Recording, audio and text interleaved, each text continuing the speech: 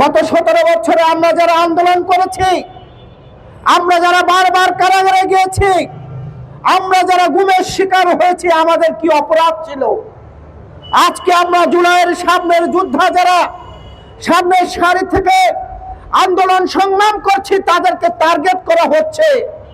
আমরা দেখছি দিন দুপুরে শত মানুষের মাঝে কিভাবে গুলি করে হাদিকে হত্যা করা হয়েছে।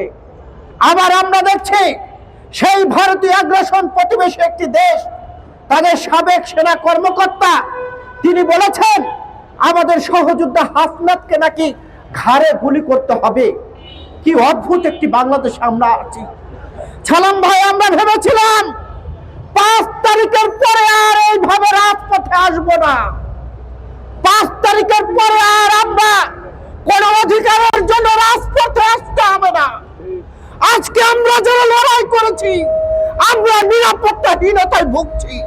এর জন্য কি বাংলাদেশ আমরা আন্দোলন সংগ্রাম করেছিলাম। অন্তর্বর্তী সরকারের মধ্যে ভূত আছে। এই অন্তর্বর্তী সরকারের যিনি স্বরাষ্ট্র উপদেষ্টা, সে এই দায় এড়াতে পারে না। আমাদের রক্তের উপর দাঁড়িয়ে তারা চেয়ারে বসে আছে, কিন্তু আমাদের নিরাপত্তা দিতে পারছে না। ওই হাজি বাঙ্গা ইছি সে বলে এটা নাকি তুচ্ছ-তাচ্ছিল্য ঘটনা।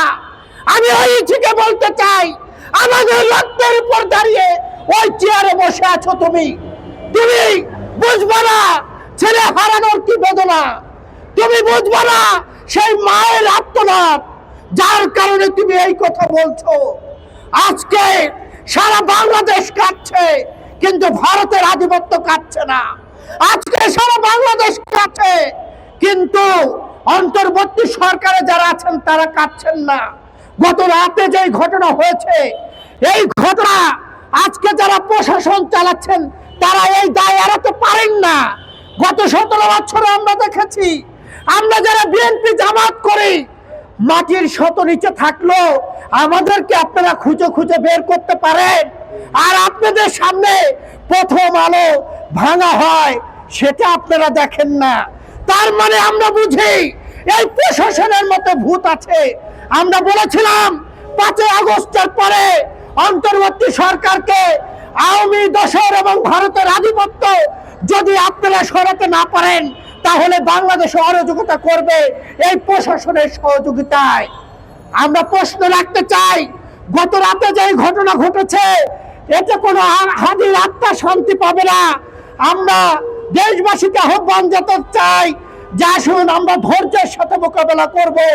আমাদের এই আন্দোলনের মধ্যে আওয়ামী দোসররা এবং ভারতের আধিপত্যরা ঢুকে বাংলাদেশে অরাজকতা করার চেষ্টা করছে, নির্বাচন বানচাল করার চেষ্টা করছে। আমরা বলতে চাই, অন্তর্বর্তী সরকার এখন পর্যন্ত এই খুনিকে গ্রেফতার করতে পারে নাই। আমরা হতাশ হচ্ছি। ছালাম ভাই, আমরা যারা আন্দোলন করেছি, বারবার কারাগারে গিয়েছি, এখন আমাদের নিরাপত্তা কে দেবে? আমরা এই রাস্তায় হাঁটতে পারবো না, আমাদেরকে গুলি করে মেরে ফেলবে। আমার মা কাঁদবে, আর কত কাঁদবে, আর কত বাংলাদেশ কাঁদতে চায়। আমরা প্রশ্ন রাখতে চাই, অন্তর্বর্তী সরকার আপনারা যদি না পারেন, তাহলে ক্ষমতা জনগণের কাছে বুঝে দেন, আপনাদের থাকার কোনো অধিকার নেই। আজকে আমরা হাদিকে হারিয়েছি, বারবার কি আমরা আমাদের জুলাই যোদ্ধাদেরকে হারাবো? আমি মারা যাব, খোকন ভাই মারা যাবে, ছালাম ভাই মারা যাবে, তাহলে এই বাংলাদেশ দেখবে কে? এই বাংলাদেশের জন্য তো বারবার কারাগারে যাইনি, ভারতের আধিপত্যের সাথে আমরা আপোষ করিনি, আওয়ামী লীগের সাথে আপোষ করিনি। আমরা যে কথাটি বলে শেষ করতে চাই, আসুন আমরা হাদির এই মৃত্যুর পরে শপথ করি, আমরা হাদির রক্তের কসম করে বলছি, বাংলাদেশে কোন ভারতের আধিপত্য বিস্তার করতে আমরা দেব না।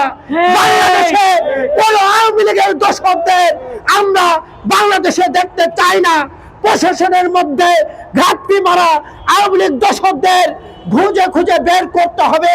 যদি করতে ব্যর্থ হন, তাহলে এই ধরনের ঘটনাই ঘটবে। সকলকে ধন্যবাদ জানিয়ে আমি আমার